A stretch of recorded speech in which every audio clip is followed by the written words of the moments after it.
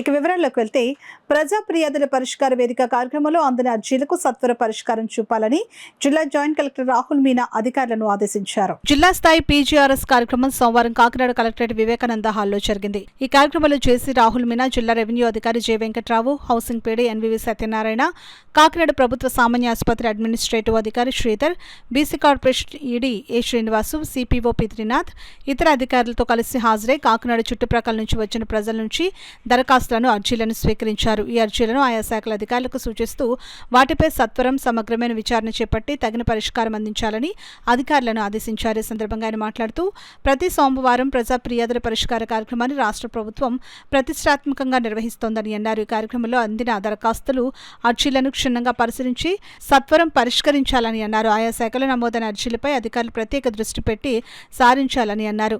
జిల్లా స్థాయి అధికారి ఆడిట్ చేసి నివేదిక పంపించిన తరువాత వాటిని రాష్ట్ర స్థాయిలో ఆడిట్కు పంపించడం జరుగుతుందని ఆయన తెలిపారు. ఈ కార్యక్రమంలో వివిధ శాఖల జిల్లా స్థాయి అధికారులు, కలెక్టరేట్ విభాగాల అధిపతులు తదితరులు పాల్గొన్నారు.